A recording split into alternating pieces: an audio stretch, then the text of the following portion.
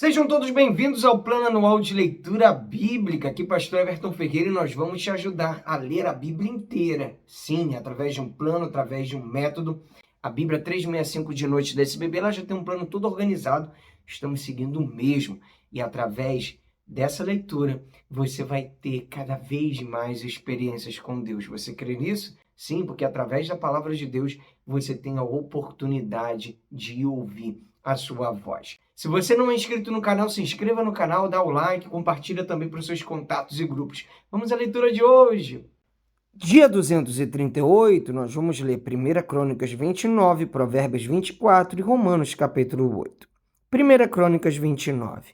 Ofertas de Davi e dos chefes.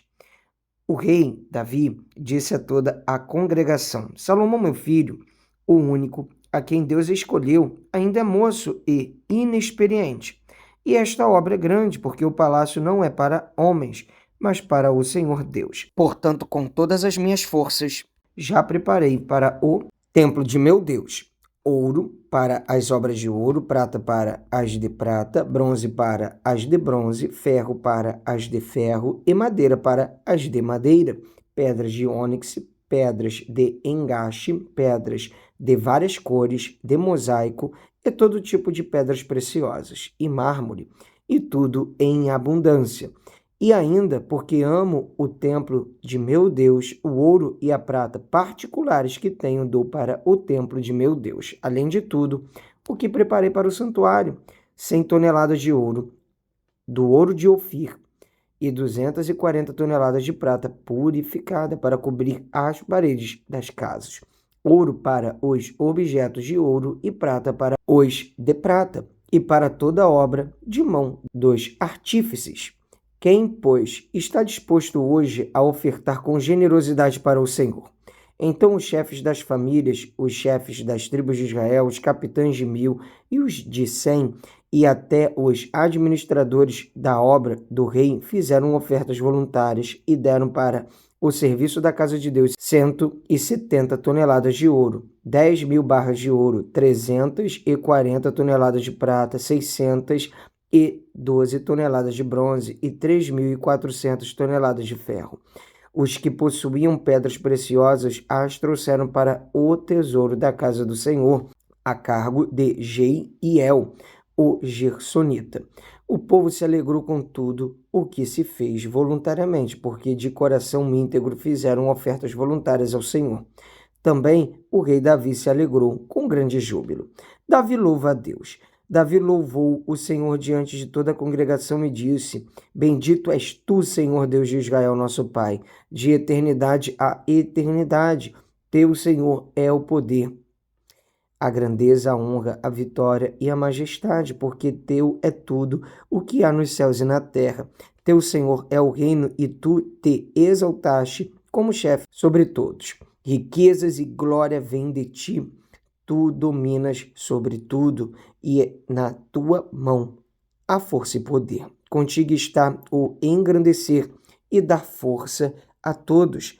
Agora, ó nosso Deus, graças te damos e louvamos o teu glorioso nome, porque quem sou eu e quem é o meu povo para que pudéssemos dar voluntariamente estas coisas? Porque tudo vem de ti e nós só damos o que vem das tuas mãos, porque somos estrangeiros diante de ti e peregrinos como todos os nossos pais. Os nossos dias sobre a terra são como a sombra e não temos permanência. Senhor nosso Deus, toda esta abundância que preparamos para edificar um templo ao teu santo nome vem da tua mão e é toda tua. Bem sei, meu Deus, que tu provas os corações e que te agradas da sinceridade. Eu também, na sinceridade de meu coração, dei voluntariamente todas estas coisas e acabo de ver com alegria que o teu povo aqui reunido te faz ofertas voluntariamente. Senhor Deus de nossos pais, Abraão, Isaque e Israel, conservas para sempre no coração do teu povo estas disposições e pensamentos, firma o coração deles em ti, e ao meu filho Salomão dá coração íntegro para guardar os teus mandamentos, os teus testemunhos e os teus estatutos, fazendo tudo para edificar este palácio para o qual fiz todos estes preparativos. Então Davi disse a toda a congregação: agora louvem o Senhor seu Deus. Em toda a congregação louvo o Senhor, Deus de seus pais. Todos inclinaram a cabeça, adoraram o Senhor e se prostraram diante do rei. No dia seguinte trouxeram sacrifícios ao Senhor e lhe ofereceram holocaustos de 1000 bezerros, 1000 carneiros, 1000 cordeiros, com as suas libações, sacrifícios em abundância por todo Israel. Comeram e beberam naquele dia diante do Senhor com grande alegria. Salomão é proclamado rei. Pela segunda vez fizeram rei a Salomão, filho de Davi, e o ungiram ao Senhor por príncipe e a Zadok por sacerdote. Salomão assentou-se no trono do Senhor como rei em lugar de Davi seu pai. Ele prosperou e todo o Israel lhe obedecia. Todos os oficiais, os soldados e até todos os filhos do rei Davi prestaram homenagens ao rei Salomão. O Senhor engrandeceu muito Salomão diante de todo o Israel e lhe deu majestade real, qual antes dele não teve nenhum rei em Israel. A morte de Davi. Assim Davi, filho de Jessé, reinou sobre todo o Israel. Ele reinou sobre Israel durante 40 anos, 7 anos em Hebrom e 33 em Jerusalém. Morreu em boa velhice, cheio de dias, riquezas e glória. E Salomão, seu filho, reinou em seu lugar. Os atos do rei Davi, tanto os primeiros como os últimos, estão escritos nas crônicas de Samuel, o vidente, nas crônicas de Natã, o profeta, e nas crônicas de Gade, o vidente. Ali também está registrado o que se passou no seu reinado e se fala a respeito do seu poder e de todos os acontecimentos que se deram com ele, com Israel e com todos os reinos daquelas terras. Vamos ler agora o livro de Provérbios, capítulo 24. Não tenha inveja dos maus, nem queira estar com eles, porque o coração deles planeja violência, e os seus lábios falam para ferir. Com a sabedoria se constrói a casa, e com inteligência ela se firma. Pelo conhecimento, os seus cômodos se encherão de todo tipo de bens, preciosos e agradáveis. Quem é sábio é forte, e aquele que tem conhecimento consolida a sua força. Porque com prudência você deve fazer a guerra, na multidão de conselheiros está a vitória. A sabedoria é elevada demais para o insensato no tribunal. Ele não abre a boca. Quem só pensa em fazer o mal será chamado mestre de intrigas. Os planos do tolo são pecados, e o zombador é abominável às pessoas. Se você se mostra fraco no dia da angústia, é porque a sua força é pequena. Liberte os que estão sendo levados para a morte e salve os que cambaleiam ao ser levados para a matança. Você poderá dizer, não sabíamos de nada, mas será que aquele que pesa os corações não o perceberá? Aquele que atenta para a sua alma não ficará sabendo? E não pagará ele a cada um segundo as suas obras? Meu filho, coma mel porque é saudável, e o favo porque é doce ao seu paladar. Saiba que assim é a sabedoria para a sua alma. Se você a encontrar, haverá um futuro e a sua esperança não será frustrada. Não espie a habitação do justo, ó perverso. Não destrua o lugar do seu repouso, porque 7 vezes cairá o justo e se levantará. Mas os perversos são derrubados pela calamidade.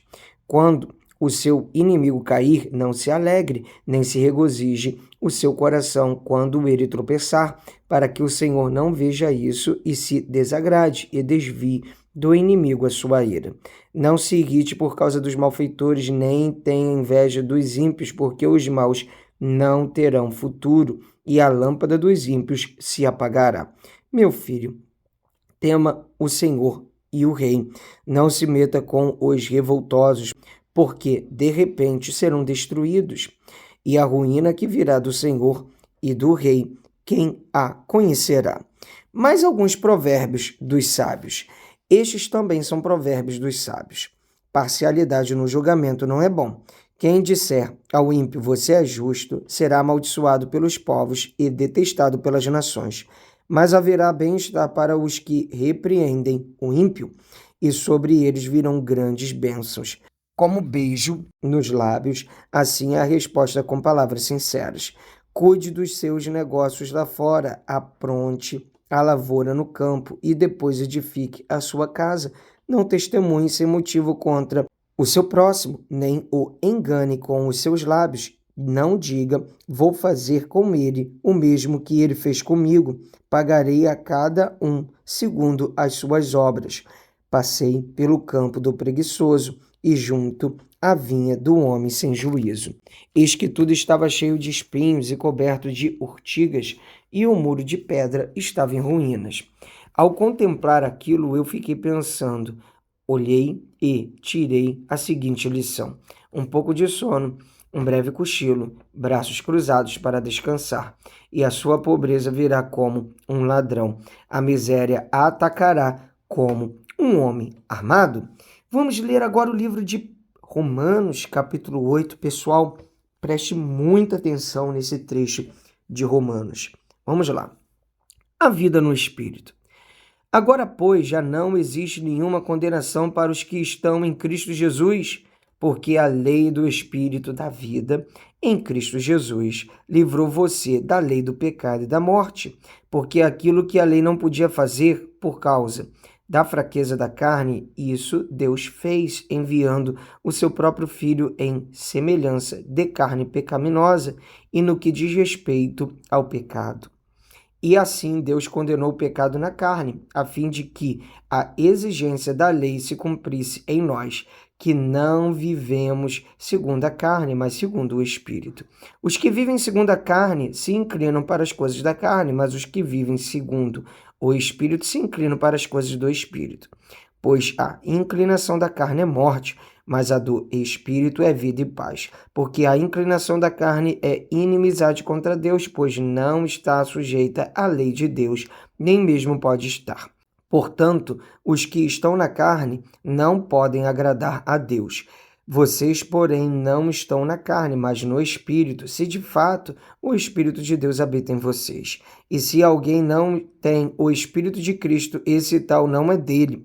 Se, porém, Cristo está em vocês, o corpo da verdade está morto por causa do pecado, mas o Espírito é vida por causa da justiça. Se em vocês habita o Espírito daquele que ressuscitou Jesus dentre os mortos, esse mesmo que ressuscitou Cristo dentre os mortos vivificará também o corpo mortal de vocês, por meio do seu Espírito que habita em vocês. Filhos e herdeiros. Assim, pois, irmãos, somos devedores não à carne, como se estivéssemos obrigados a viver segundo a carne. Porque se vocês viverem segundo a carne, caminharão para a morte, mas se pelo Espírito mortificarem os efeitos do corpo, certamente viverão, pois todos os que são guiados pelo Espírito de Deus são filhos de Deus. Porque vocês não receberam um espírito de escravidão para viverem outra vez atemorizados, mas receberam o espírito de adoção por meio do qual chamamos Abba, Pai.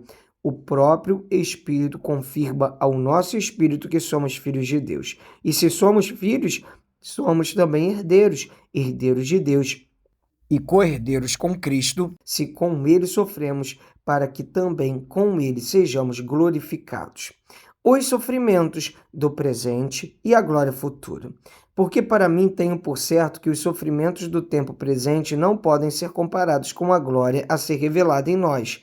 A ardente expectativa da criação aguarda a revelação dos filhos de Deus, pois a criação está sujeita à vaidade, não por sua própria vontade, mas por causa daquele que a sujeitou, na esperança de que a própria criação será libertada do cativeiro da corrupção para a liberdade da glória dos filhos de Deus.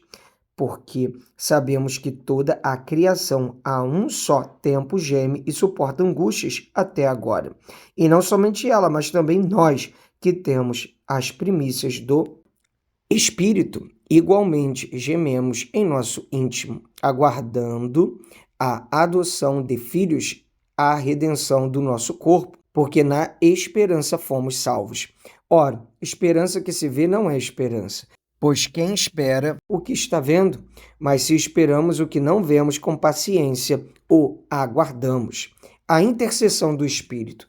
Da mesma maneira, também o Espírito nos ajuda em nossa fraqueza, porque não sabemos orar como convém, mas o próprio Espírito intercede por nós com gemidos inexprimíveis. E aquele que sonda os corações sabe qual é a mente do Espírito, porque intercede pelos santos de acordo com a vontade de Deus. Sabemos que todas as coisas cooperam para o bem daqueles que amam a Deus, daqueles que são chamados segundo o seu propósito. Pois aqueles que Deus de antemão conheceu, ele também predestinou para serem conformes à imagem de seu Filho, a fim de que ele seja o primogênito entre muitos irmãos. E os que predestinou, a esses também chamou, e os que chamou, a esses também justificou, e aos que justificou, a esses também glorificou. Nada nos separa do amor de Deus. Que diremos então à vista destas coisas? Se Deus é por nós, quem será contra nós? Aquele que não poupou o seu próprio filho, mas por todos nós o entregou, será que não nos dará graciosamente com ele todas as coisas? Quem tentará a acusação contra os eleitos de Deus? É Deus quem os justifica. Quem os condenará? É Cristo Jesus quem morreu, ou melhor, quem ressuscitou, o qual está à direita de Deus e também intercede por nós. Quem nos separará do amor de Cristo? Será a tribulação, ou a angústia, ou a perseguição, ou a fome, ou a nudez, ou o perigo, ou a espada? Como está escrito, por amor de ti somos entregues à morte continuamente, fomos considerados como ovelhas para o matadouro. Em todas estas coisas, porém, somos mais que vencedores por meio daquele que nos amou, porque eu estou bem certo de que nem a morte, nem a vida, nem os anjos, nem os principados, nem as coisas do presente, nem do porvir, nem os poderes, nem a altura, nem a profundidade, nem qualquer outra criatura poderá nos separar do amor de Deus que está em Cristo Jesus, nosso Senhor. Graças a Deus, mais um dia de leitura bíblica concluída. Até que nos ajudou o Senhor. Vamos avançando de passo em passo, de fé em fé. Te espero aqui amanhã. Um abraço para cima.